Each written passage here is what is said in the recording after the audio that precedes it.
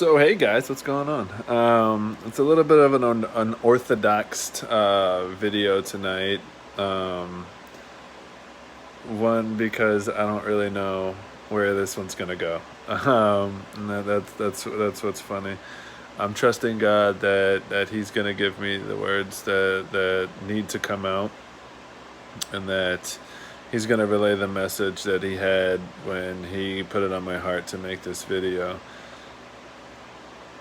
So I've been reading a lot. I've realized a lot of things that I'm pretty much standing in my own way. But when I started this channel, it was to a sub kind of goal. Was not to teach, not to prophesy, not to do anything, but I guess what I'm trying to say is when I started this channel, I wanted the words and I wanted my progression to show you that it's possible. I wanted my repertoire or whatever I was doing to ring true, and you see that there is purpose in it. So we go back to why, what I've been reading lately.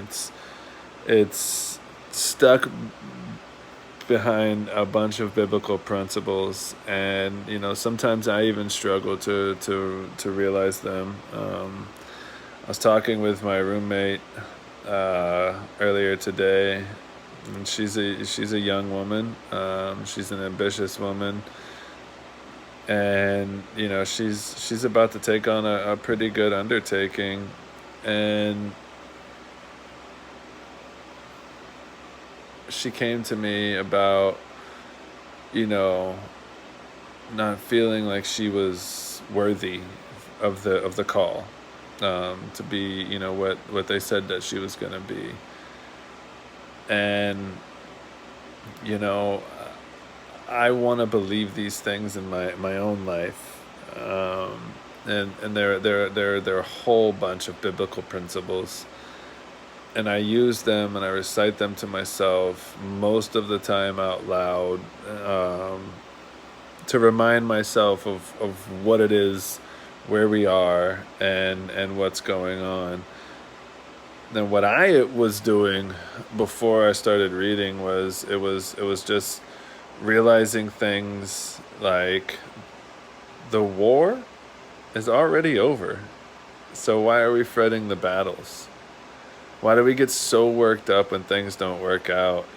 If you believe in God, you know that the war is over. We won. Like, we won. But so many people get caught up in, I don't know, and I'm guilty of this myself, and I just ask God that He works on this for me, with me, as well, because the battle doesn't matter, because we already won the war. I mean, that's crazy, right? Like we've won the war. Why are we fretting the battle?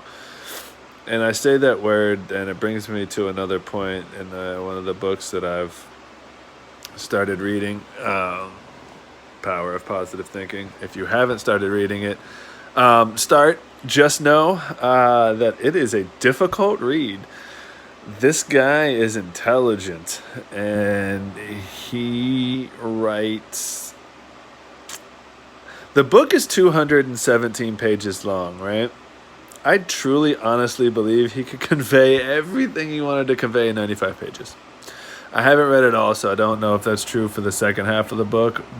But there's so much frauder in there that it really gets in the way of you understanding what the principles are, because the principles are sound.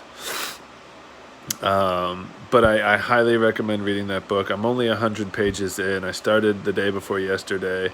And if you know me at all, 100 pages in a day and a half, bruh. It's a miracle in and of itself. And the fact that I am able to convey some of the things that I've learned from that book already as well is another miracle in and of itself. And that's amazing. But we get back to the biblical principles. I'm sorry, the fretting. Sorry, I get sidetracked sometimes. I get excited. In this book, it has an entire chapter on fretting and fuming. Now, if you don't know what they mean, they're pretty much your pity party that you throw when things don't go your way. I'm going to work, and we all do it. Shut up! Don't even try to play me. You do it too. I've had like 2 pity parties already today. Like I fail at this often, but the calmness and God's peace that you receive when you just close your eyes and revel in his peace by just saying simple things like the peace of God is touching me. Simple things like that. Even that just sent a little chill down my spine. And I said it with, my eyes open and a passing fleeting thought, and it still got me a little bit. The words we say to ourselves are powerful. Powerful.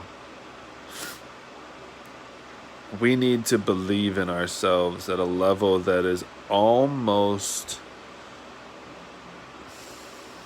it's the best word for it. We need to believe in ourselves so strongly that it actually scares other people. You want to know a secret, guys? And I hope and pray that I am able to bring this news to you with visual representation, but we can have whatever we want because the battle's already over. God already gave us the tools we need to succeed in the situation we find ourselves in. That's huge. We already have the capacity to win with whatever's going on right now. Just turn to God and know that, he wants to take care of it. God is the ultimate problem solver, but he's the ultimate problem giver too. It's like the movie The Invention of Lying, and it was like, so he's like this prick up in the sky that makes all the good things happen and all the bad things happen. In layman's terms, absolutely. In layman's terms, yes, 100%.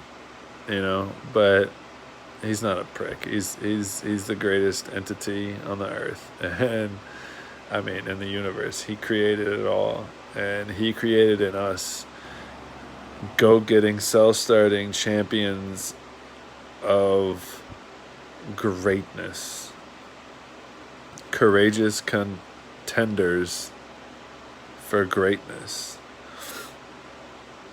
There's something excuse me, I tell myself all the time, and it's a quote that I found, and it's, everyone wants to be great until it's time to give what greatness requires. I also heard somebody else saying, if you think you're giving enough, multiply it by 10. If you think you're working hard enough, multiply it by 10. And you might be getting into the realm of what you need to be putting out to achieve what you want. Again, I challenge myself in those statements as well, because sometimes I feel like I'm giving my all. And I know I'm not. But I also am doing things that I don't really know what the next step is. I'm trusting on God to just like this video. We started 10 minutes ago. I had no idea what I was going to say. And we're 10 minutes in, and I've said a couple of things, and we can end the video. And I believe it would be a good video with some principles that you could take, But God's just telling me to stay on a little bit longer. I don't know why, but getting back to reaffirming the fact that we've already won. So why are we worried about what's happening today? It's already over. We won. We won. We won. We won, bro. We fucking won, man. It's over. We can achieve anything that we believe in, but we have to believe it at a level that is scary for other people. I have a big in goal and endeavor in life, and it's going to take a lot. It's going to take a lot of me, my ingenuity, my creativity, my money, but it's something I feel very passionate about. I'm best when I'm chasing things, and I want to help people chase things, because I believe you're your best when you're chasing things. I mean, it's not just something for me. I do believe complacency is death. And when you get to a point and you're like, you know what? I'm good. That's the day you never take another step forward. And day after day, you take incrementally smaller steps backwards until you die. That doesn't sound fun. That doesn't sound fun at all.